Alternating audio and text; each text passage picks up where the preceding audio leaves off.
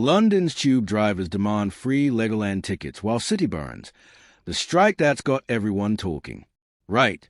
Before we dive into what might be the most bizarre industrial dispute London has seen in decades, smash that subscribe button because trust me, you're going to want to stay updated on the political circus that is modern Britain. And ring the notification bell while you're at it. This story has more twists than a Thorpe Park roller coaster, which coincidentally, our striking tube drivers want free access to. London is burning, metaphorically speaking, and while millions of commuters are stranded, unable to get to work, hospital appointments, or drop their children at school, what are our noble underground workers demanding? Free tickets to Legoland. Yes, you heard that correctly. Free bloody Legoland tickets. The RMT union has brought the capital to its knees this week, with all but 3 underground lines shut down in what can only be described as industrial warfare. But here's where it gets properly mental. Buried within their list of demands, alongside the usual calls for better working conditions and pay, is access to something called the Priv card, officially known as a rail staff leisure card. This little gem offers a staggering 75% discount on major train tickets and, wait for it, 2-for-1 admission to theme parks across the nation. We're talking about Legoland, Thorpe Park, Chessington World of Adventures, the works. But it doesn't stop there. Oh no.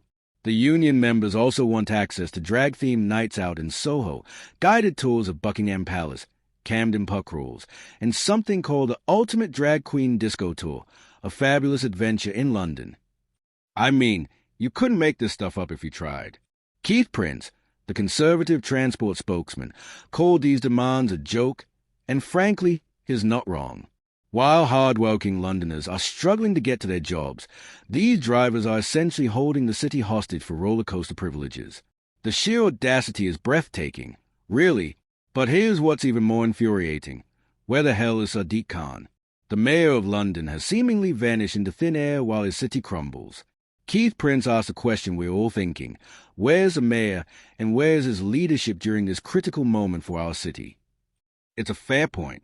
When your city is paralyzed, perhaps it's time to step up rather than disappear. The RMT's Eddie Dempsey claims there are outstanding issues around staff travel arrangements creating an atmosphere of mistrust. Well, Eddie, perhaps demanding free theme park tickets while millions of taxpayers foot the bill isn't the best way to build trust. Speaking of taxpayers, let's talk numbers that'll make your blood boil. Last year, you and I contributed an eye-watering £12.5 billion in rail subsidies. That's roughly £437 from every family in Britain going toward keeping the railways running and, apparently, funding staff benefits that include discounted adventures at Cadbury World and the London Eye. Each of the 220,000 railway workers effectively received about £57,000 in subsidies. £57,000 per worker. Let that sink in. And what are we getting for our money? Well, according to the data that Transport for London mysteriously stopped releasing during COVID and conveniently never resumed, only 90.9% of scheduled tube services ran last year. That's down from 92.7% in 2019 to 20. So we're paying more for a worse service, and now the workers want free entertainment thrown in for good measure. But wait, it gets better. The RMT isn't just content with theme park access. They're also demanding a 4-day, 32-hour work week. Because clearly, what London's transport system needs is fewer working hours from its staff. The union claims extreme shift rotations cause fatigue, which is rich coming from people whose idea of solving work stress involves free trips to Legoland. If you're finding this as absurd as I am, make sure you're subscribed to UK Connors because this is exactly the kind of political madness we dissect here every week. Now, the government's response has been typically spineless. Downing Street issued what can only be described as a strongly worded request for both sides to return to the bargaining table. The Prime Minister's spokesperson said Londoners would be rightly fed up with the disruption. Rightly fed up? That's putting it mildly. People are missing medical appointments. Children can't get to school. Businesses are losing money. And the best number 10 can muster is that people might be a bit miffed. The government claims they want a better relationship with unions rather than the scorched earth policy under the Tories, but what we're seeing looks remarkably like capitulation. When union demands include drag disco tours and theme park tickets, perhaps it's time to take a firmer stance. Here's what's really galling about this entire situation. It's a complete disconnect from reality. While ordinary Londoners struggle with the cost of living crisis, unable to afford family days out at the very theme parks these drivers want free access to, we have public sector workers holding the city to ransom over leisure benefits. The entitlement is staggering. A union source told The Telegraph that Legoland trips are not part of any discussion, but added, "If Legoland needs help building their Lego Tube Station display, we'll put the request to our members." The cheek of it. Even their denials come with a wink and a nudge. This isn't just about transport. It's about the fundamental relationship between public sector workers and the taxpayers who fund them. When did we reach the point where striking for free entertainment became acceptable? When did holding millions of people hostage become a legitimate bargaining tactic? The broader picture here is deeply concerning. We have a mayor who's gone AWOL during a crisis, a union making demands that would be laughable if they weren't so damaging, and a government too weak to call out the absurdity. Meanwhile, ordinary Londoners, the people who actually pay for all of this, are left stranded. What's particularly infuriating is the timing. We're in the middle of a cost of living crisis, NHS waiting lists are at record highs, and public services across the board are stretched to breaking point. Yet here we have well-paid public sector workers demanding free roller coaster rides while pensioners choose between heating and eating. The RMT's demands expose everything that's wrong with modern industrial relations in Britain. It's not about legitimate workplace concerns. It's about maximizing perks at the expense of the public they're supposed to serve. And the fact that they are willing to paralyze an entire city to get their hands on discounted theme park tickets tells you everything you need to know about their priorities. Don't forget to hit that subscribe button if you want more no-nonsense analysis of the political circus that governs our lives. This strike isn't just about tube drivers. It's a symptom of a much bigger problem. We have a political class that's lost control, unions that have forgotten their purpose, and a public sector that seems to exist primarily for the benefit of its employees rather than the people it serves. The Legoland demands are just the most ridiculous manifestation of this deeper rut. Where does this end?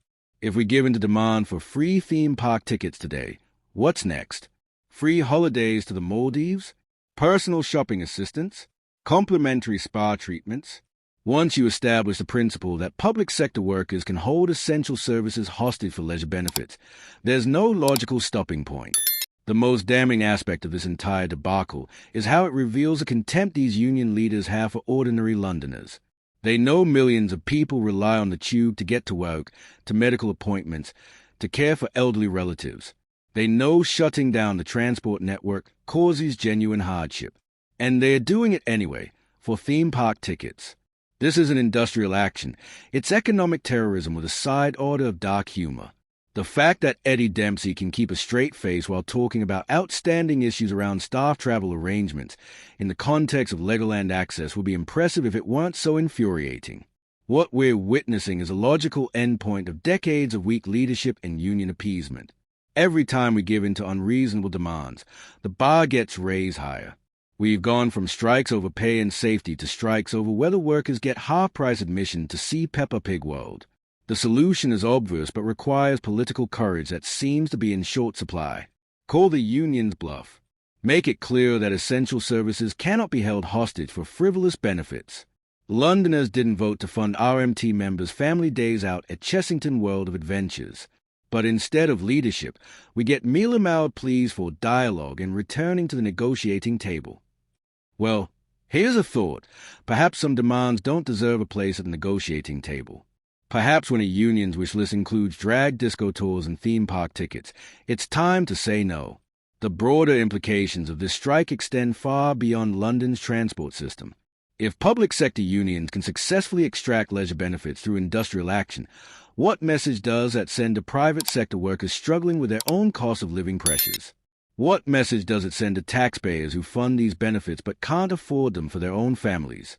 Make sure you're subscribed to UK Connors because stories like this perfectly encapsulate the political dysfunction that's gripping Britain today. This isn't just about money, it's about priorities and principles. In a properly functioning democracy, essential public services exist to serve the public, not to provide their employees with subsidized entertainment. The fact that we're even having this conversation shows how far we've fallen. The IMT's demands represent everything that's wrong with Britain's public sector culture. The sense of entitlement, The disconnect from reality, the belief that taxpayers exist primarily to fund their lifestyle choices, and the weak response from our political leaders suggests they either don't understand the problem or lack the courage to address it. What happens next will set a precedent that echoes far beyond this particular dispute. Give in to the Legoland demands, and every public sector union in the country will be updating their wish lists. Stand firm, and maybe, just maybe, we can start to restore some sanity to industrial relations. But given the track record of our current political class, I'm not holding my breath. They'll probably end up giving the drivers free annual passes to every theme park in Britain and call it a victory for industrial harmony. The ultimate irony in all of this is that while IMT members demand free access to fantasy lands like Legoland, they're creating their own fantasy, one where essential workers can hold entire cities hostage for leisure benefits while politicians stand by and watch. The only difference is that their fantasy is playing out in real life, with real consequences for real people. So there you have it. London brought to its knees not by foreign invasion, natural disaster, or economic collapse, but by a union that thinks free roller coaster rides are worth paralyzing a capital city. If that doesn't sum up the state of modern Britain, I don't know what does. This is exactly the kind of political absurdity we dissect here at UK Connors every week. So if you want to stay ahead of the curve on Britain's ongoing descent into bureaucratic madness, hit that subscribe button, ring the notification bell, and join us as we navigate the increasingly surreal world of British politics. Trust me, with stories like this, you won't want to miss what happens next.